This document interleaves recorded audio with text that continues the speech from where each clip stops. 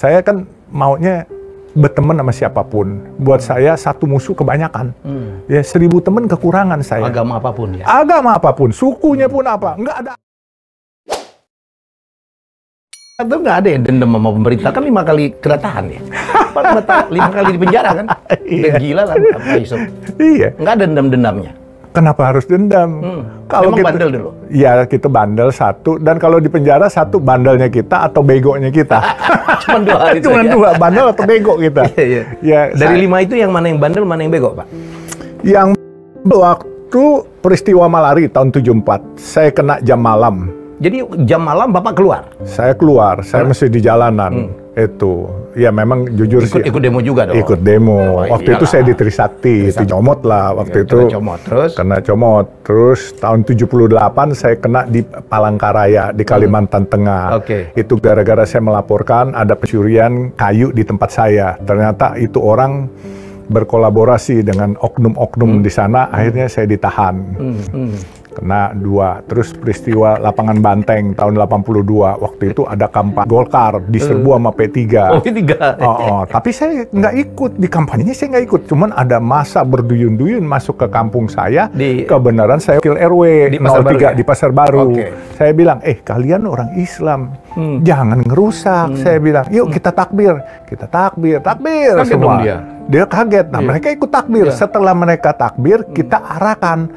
Kita jangan di sini. Enggak, dia bilang nih rumahnya Chinese nih, kita harus bakar. Chinese-nya kayak gue, Chinese Muslim, nggak boleh lu sama Muslim gitu. Nurut mereka, tapi saya digotong sama mereka. Begitu digotong, dipotret sama Intel. Nah malam saya jaga malam, waktu itu malam di pos RW. Tahu-tahu datang 10 mobil dari kepolisian. Nanya, yang namanya Yusuf Hamka siapa? Saya bilang.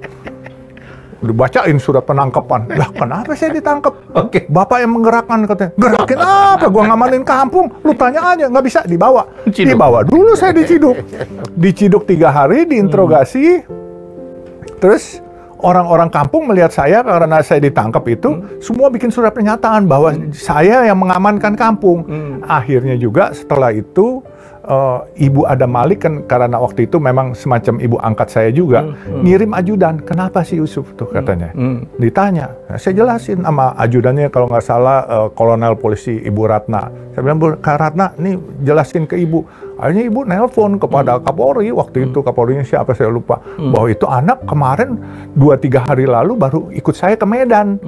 Kampanye Golkar di sana, jadi nggak mungkin dia nyerang Golkar katanya. Akhirnya diperiksa semua, yang periksa selain polisi 5 angkatan itu.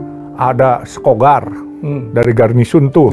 Terus ada Bakin, waktu itu Bakin, ya kan. Terus ada Pangkop Kaptip, wah keren yang periksa. Terus ada dari Kejaksaan. Akhirnya saya dilepaskan murni. Nah begitu saya dilepaskan, pulang saya ingat sore itu saya minum es Medan. Tahu-tahu malamnya saya dipanggil.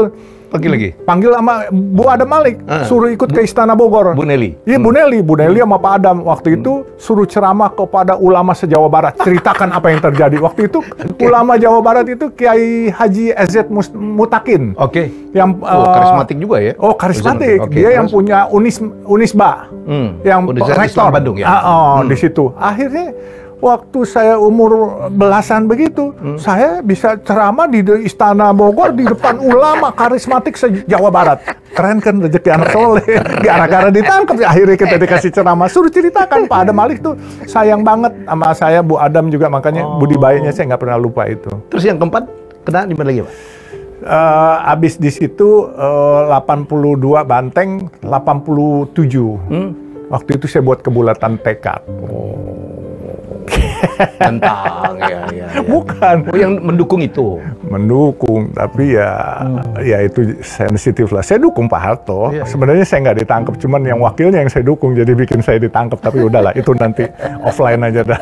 Terus terakhir itu berempat. Kemarin ini diperiksa sama itu gara-gara pemberian The Year kepada Habib Rizik waktu 2016.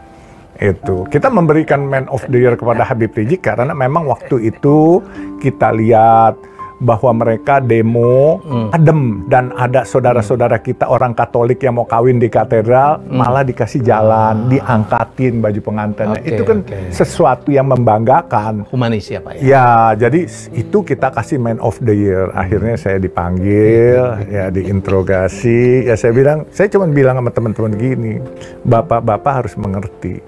Ini saya membantu menyelesaikan sebagian pekerjaan rumah bapak-bapak. Kalau kami tidak datang, saya bawa lintas agama, bukan Yusuf Hamka seorang. Dari teman-teman Katolik, Konghucu, Buddha, termasuk yang Muslim semua, yang Muslim Tionghoa, datang ke sana. Kami bilang bahwa adapun penistaan agama bukan wakili komunitas kami, ini pribadi-pribadi, bahwa kami tidak masalah dengan teman-teman Muslim, bahkan kami selalu bisa bersatu padu kalau ada kegiatan apa-apa.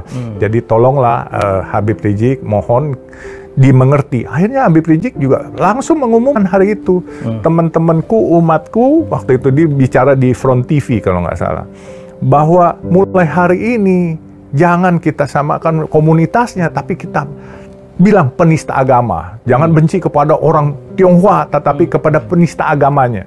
Akhirnya reda. Suasana hari itu panas, Bang Helmi. 2016 tuh ya? 2016 akhir. Dan saya tanggal 28 Desember kalau nggak salah saya ke gunung, ke pesantrennya Habib Rizik, lintas agama.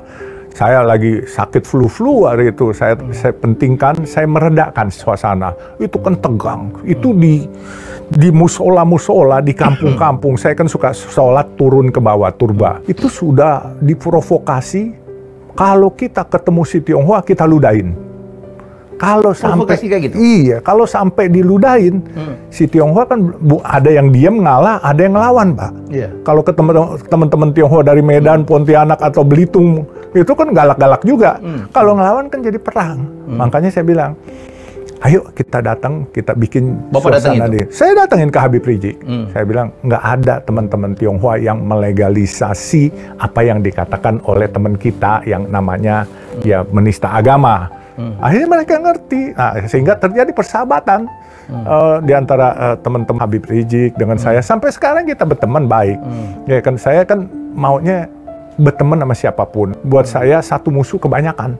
Ya 1000 teman kekurangan saya. Agama apapun ya? Agama apapun, sukunya pun apa. Nggak ada agama juga kita temenin. Kayak burung-burung itu, Pak. Itu nggak ada agama, tapi setiap pagi dia datang, saya kasih jagung. Bahkan kalau ada burung-burung kuntul, burung-burung laut itu datang ke tempat saya beliin lele, saya potongin lele, saya kasih makan. Itu karena makhluk Tuhan juga. Makhluk Tuhan.